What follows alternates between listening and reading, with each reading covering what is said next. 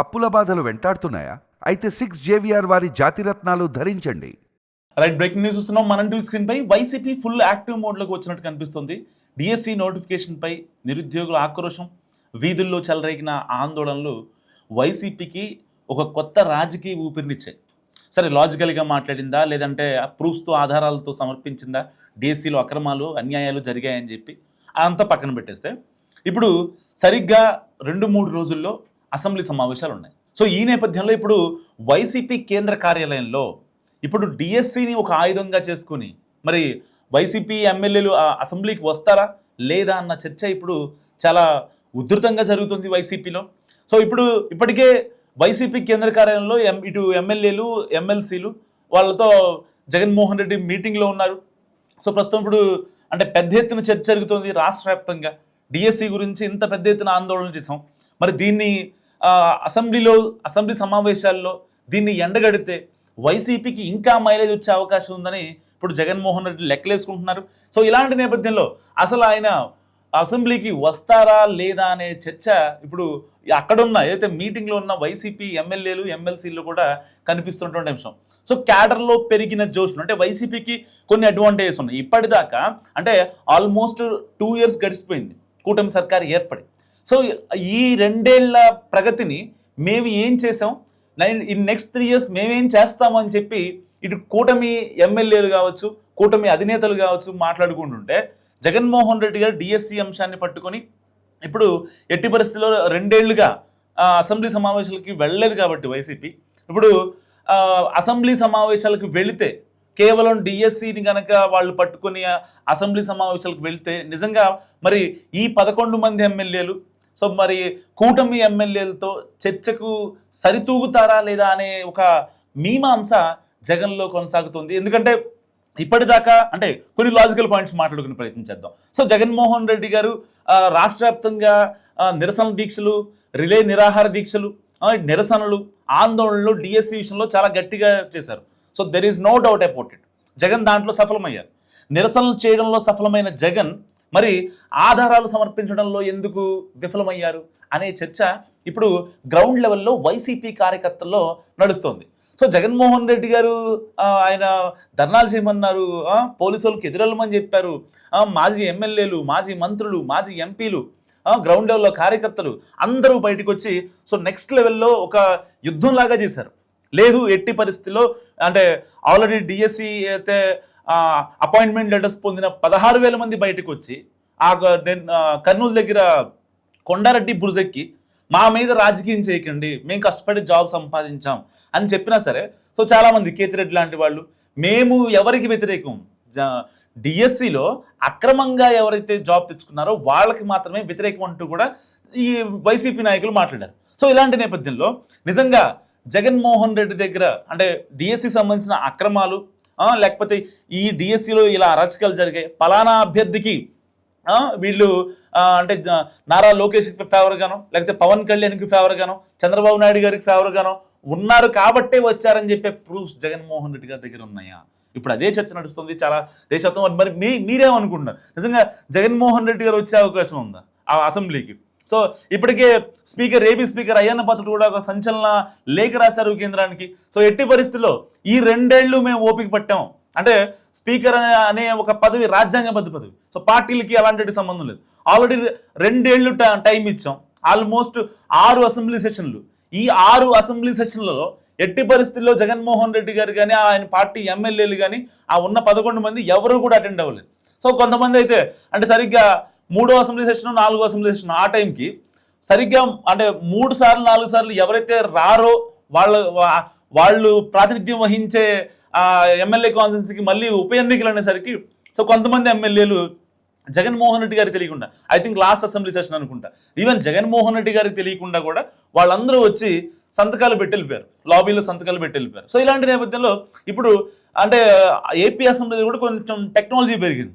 For example ఇప్పుడు Telangana assembly తీసుకోండి, అక్కడికి వెళ్ళి కూర్చుంటేనే అటెండెన్స్ పడుతుంది, అంటే అక్కడ మనం రాయాల్సి వస్తుంది. కానీ ఏపీ అసెంబ్లీలో ఒక టెక్నాలజీని తీసుకొచ్చారనమాట కొత్తగా. అదేంటంటే అంటే అసెంబ్లీ సెషన్ స్టార్ట్ అయిన తర్వాత స్పీకర్ గారు వచ్చి కూర్చున్న తర్వాత ప్రతిపక్ష నేతలు శాసనసభ పక్ష నేతలు వీళ్ళందరూ వచ్చి అక్కడ కూర్చున్న తర్వాత ఆ టైంలో మాత్రమే, అంటే అందరూ కూర్చున్న తర్వాత ఎప్పుడైతే స్పీకర్ గారు ఆయనకి ఇచ్చిన ఏదైతే సెషన్ ఉంటుందో బీఎస్సీలో ప్రధానంగా జరగాల్సినటువంటి అంశాలు ప్రజా సమస్యల మీద ఆయన మాట్లాడతారో అప్పటిదాకా ఉన్న వాళ్ళకి, అంటే వాళ్ళ సీట్లో కూర్చుంటేనే వాళ్ళకి అటెండెన్స్ పడే అవకాశం ఉంది. సో ఈసారి కనుక అటెండెన్స్ కనుక ఎవరికన్నా లేకపోతే వాళ్ళ జీతం ఎట్టి పరిస్థితుల్లో కట్ అవుతుందని కూడా, కట్ చేయాలని కూడా స్పీకర్ అయ్యన్న పాత్రుడు కేంద్రానికి లేఖ రాసిన సిచ్యువేషన్. సో చాలామంది అనుకోవచ్చు, అంటే జగన్మోహన్ రెడ్డి గారికి అంటే ఈ శాలరీతో సంబంధం ఏంటి, లేకపోతే వైసీపీ ఎమ్మెల్యేలు కావచ్చు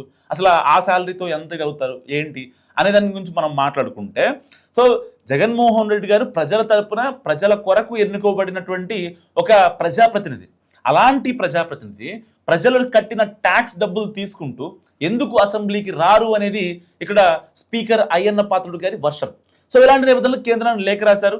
ఎట్టి పరిస్థితుల్లో జగన్ అసెంబ్లీ సమావేశాలకి వస్తేనే ఆ యొక్క శాలరీ కూడా ఇవ్వమని కూడా కేంద్రం చెప్పిన నేపథ్యం.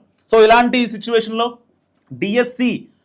డిఎస్సి అనే ఆయుధాన్ని పట్టుకొని జగన్మోహన్ రెడ్డి మరి నిండు సభలో వాదించగలరా, ప్రజలకి తెలిసేలా? అంటే ఇప్పటిదాకా అంటే డిఎస్సి గురించి నిర్వహించిన ఏదైతే ఆ ప్రొటెస్టుల విషయంలో కేవలం వాళ్ళకి మాత్రమే తెలిసిన, అంటే వైసీపీ నేతలు, వైసీపీ కార్యకర్తలు, వైసీపీ అభిమానులు వాళ్ళకి మాత్రమే తెలిసిన వర్షం. మరి ఇలాంటి నేపథ్యంలో జగన్కి, అంటే ప్రజలకి, సామాన్య ప్రజలకి తెలియని వర్షన్ని, అసలు ఏం జరిగింది, డిఎస్సిలో అక్రమాలు అరాచకాలు ఏం జరిగాయి అనే విధానాన్ని జగన్ గనక అంటే అందరి ముందు వచ్చి, అంటే ఇది జరిగింది డిఎస్సిలో, ఈ అభ్యర్థులకి పలానా వాళ్ళకి ఇలా బ్యాక్ డోర్లో జాబులు వచ్చాయి,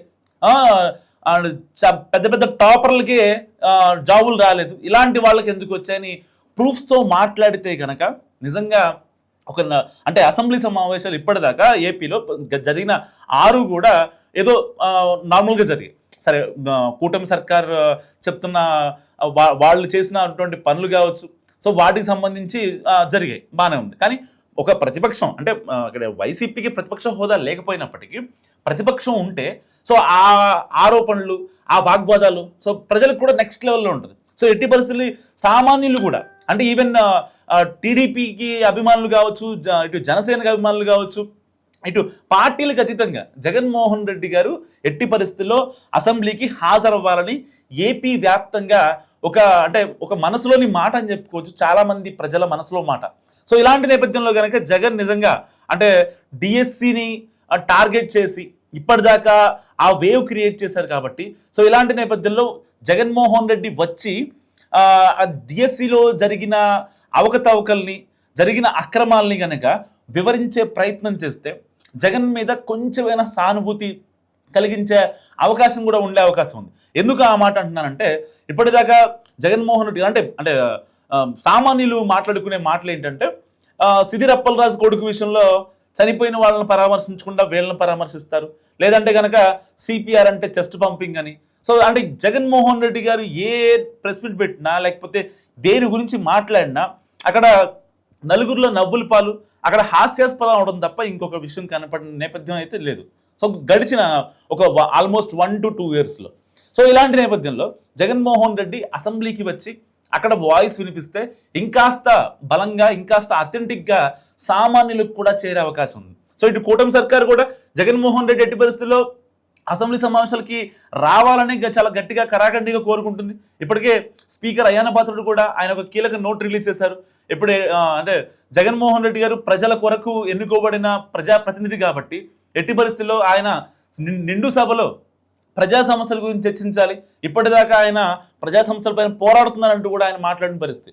సో ఈ నేపథ్యంలోనే జగన్మోహన్ రెడ్డి అసెంబ్లీకి వస్తారా లేదా, మీరేమనుకుంటున్నారో మస్తు కామెంట్ చేయండి.